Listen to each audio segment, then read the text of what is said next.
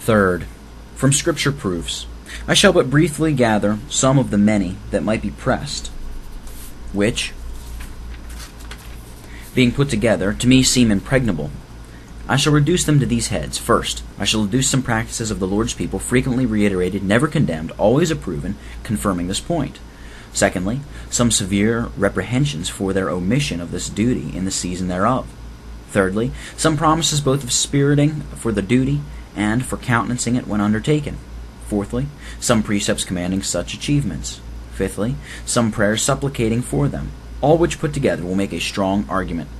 First, for practices of this kind, there is nothing more common in Scripture history. Number 1, I shall begin at the first war that is recorded in the world, wherein some loss fell to the godly at first, but afterwards by the virtue and valor of their brethren they were vindicated, and the victory recovered with honor.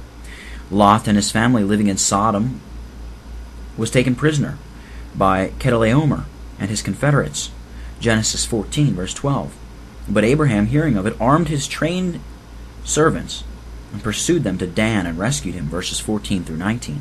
Thereby justifying that rebellion of the cities of the plain by taking part and vindicating the rebels. Hence, he that may rescue subjects from the violence of any tyrannizing domination by arms may also rise with these subjects to oppose that violence. But here is an example of that in Abraham. Therefore, number 2, after the Lord's people were possessed of Canaan, and forgetting the Lord, did enter into affinity with these interdicted nations, some of them were left to prove Israel, that the generations of the children of Israel might know to teach them war. Judges 3, verses 1 and 2. And when they did evil in the sight of the Lord, he sold them into the hand of Cushan-Rishathaim, king of Mesopotamia, whom they served and were subject to 8 years. Verse 8. But when they cried unto the Lord, their rebellion, shaking off that yoke, was successful under the conduct of Othniel. Verse 10. And after a relapse unto the like defection, they became subject to Eglon, king of Moab, whom they served 18 years. Verse 14. But, attempting the same remedy by arms under the conduct of Ehud, they recovered their liberty. And after his death, falling into that sin again, which procured the like misery, they became subject to Jabin, king of Canaan, who 20 years mightily oppressed them. Judges 4, verses 1 through 3. But by the Lord's commandment, under the conduct of Deborah and Barak, they rebelled and prevailed. Whence, if the Lord's people serving a sovereign domineering power may shake off the yoke of their subjection, then it is a duty to defend themselves and resist them, for there is no other way of shaking it off. But these examples prove the former. Therefore, objection. If any cavil that these were not their own kings to whom they owed allegiance, but only invading conquerors whom they might resist, I answer, first, yet they were the sovereign powers for the time, and therefore if royalists and loyalists' grounds hold good, they ought upon no pretense whatsoever to have been resisted, and though possibly they might not be by compact their own kings, yet by conquest they were, as much as that would make them, and by their own consent, when they paid them kings' due, that is, tribute. Second, no more are they our kings, who either intrude themselves into any arbitrary domination over us, without any terms of a compact upon a pretense of hereditary succession, or, being our covenanted kings, overturn all the conditions of their compact and degenerate into tyrants. To such we owe no allegiance more than Israel did to these dominators. Thirdly, I retort that old culvert twice boiled.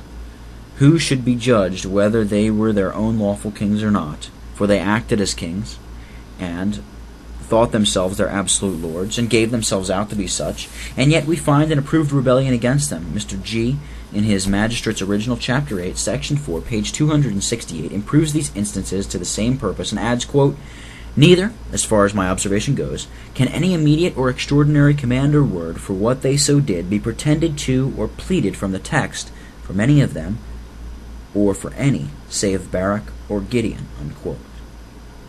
Third, yet Gideon's example, though he had an extraordinary call, cannot be pretended as unimitable on the matter, for that was ordinary, though the call and manner was extraordinary.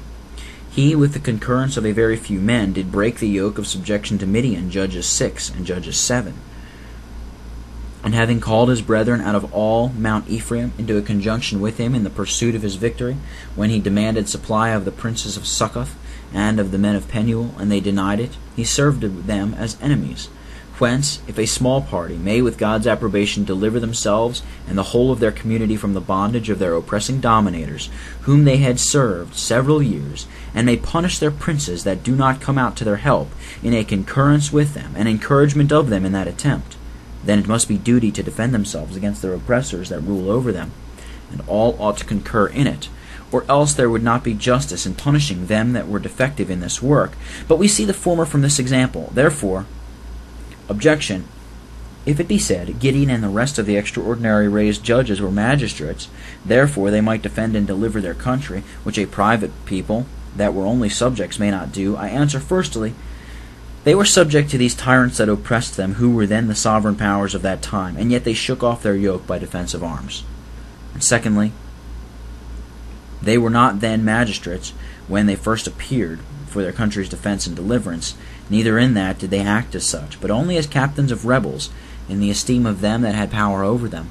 It is clear Gideon was not a ruler, till that authority was conferred upon him after the deliverance. See Judges 7, verse 22, etc. Yet he did all this before, when his bastard Abimelech usurped the government, and was made king by the men of Shechem, at length God sending an evil spirit between him and his accomplices that set him up. Not only was he resisted by the treacherous Shechemites, which was their brand and bane in the righteous judgment of God, for their aiding him at first and killing his brethren, Judges 9, verses 23, 24, etc., but also he was opposed by others of the men of Israel, as at Thebez, where he was slain by a woman, verse 50, at the end. Whence, if an usurping tyrant, acknowledged as king by the generality, may be disowned by the godly, and threatened with God's vengeance to consume both him and his accomplices that comply with him, and if he may be opposed and resisted not only by those that set him up, but also by others that were in subjection to him, and at length be killed by them, without resentment of the rest of the nation, then must it be duty for a people who had no hand in the erection of such a dominator to defend themselves against his force.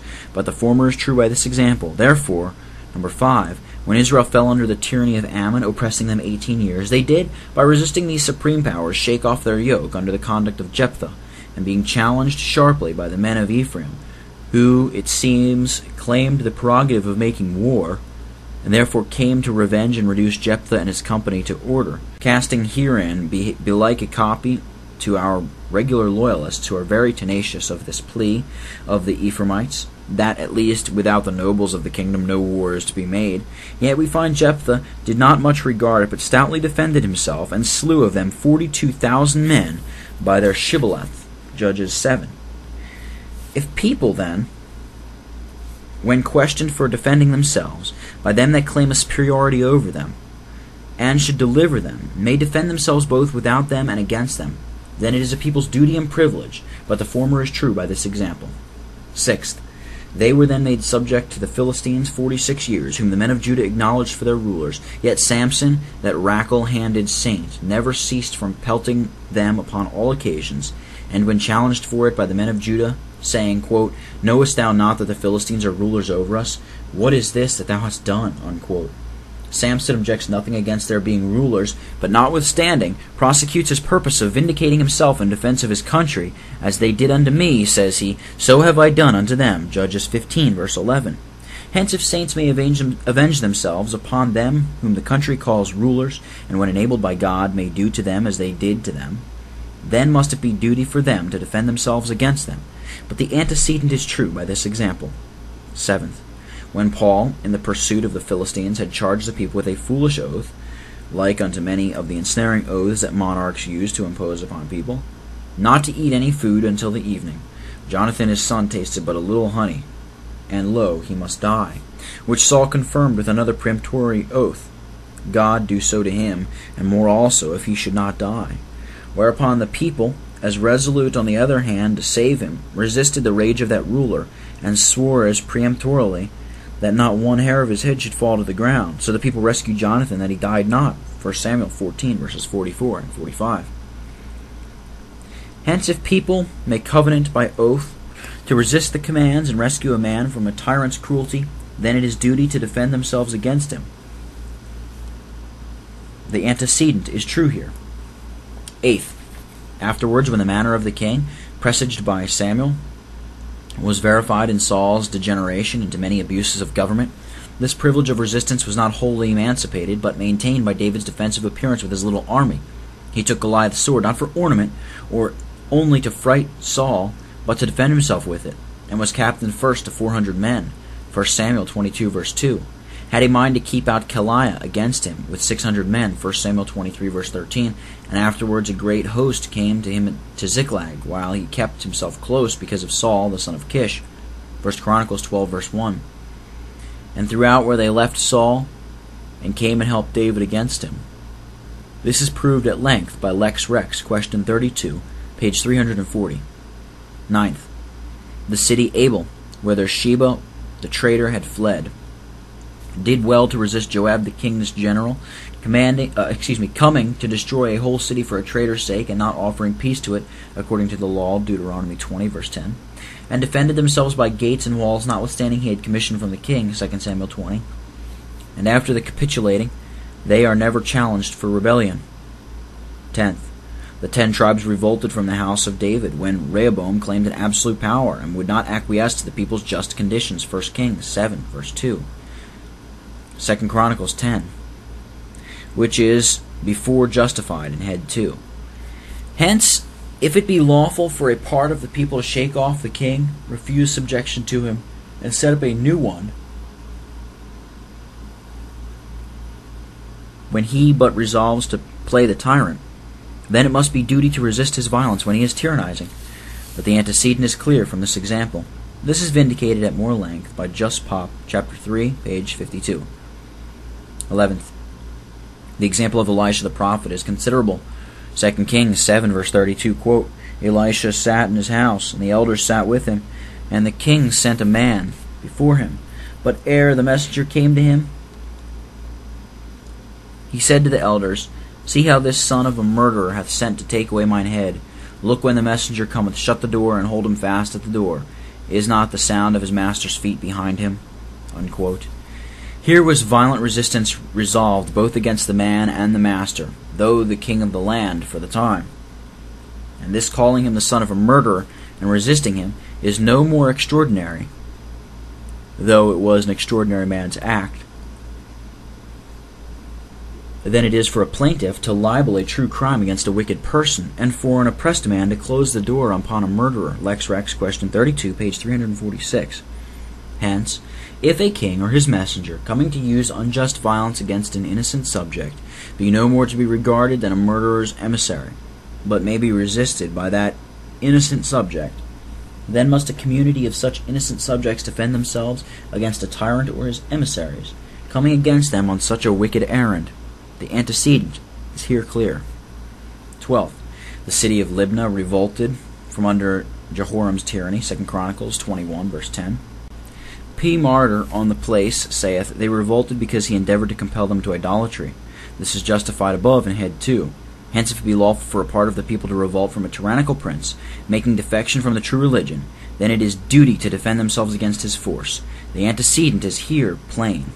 13th, when Athaliah usurped the monarchy, Jehoiada the priest strengthened himself and made a covenant with the captains, etc., to put her down and set up Joash. 2 Kings 11 and 2 Chronicles 23. And when she came and cried, Treason, treason, they regarded it not, but commanded to kill her, and all that help her. Whence, if those that are not kings may lawfully kill an usurperess, and all her helpers, then may a people resist them. But Jehoiada, though no magistrate, did it. 14th, the repressing and punishing Amaziah, the son of Joash, is an undeniable instance vindicated by Mr. Knox, see above, per 3, page 54. After the time that he turned away from the following the Lord, the people made a conspiracy against him in Jerusalem, and he fled to Lachish. But they sent and slew him there, 2 Kings 14, verse 19, and 2 Chronicles 25, verse 27. Hence, a fortiori, if people may conspire and concur in executing judgment upon their king turned idolater and tyrant, then much more must they defend themselves against his violence.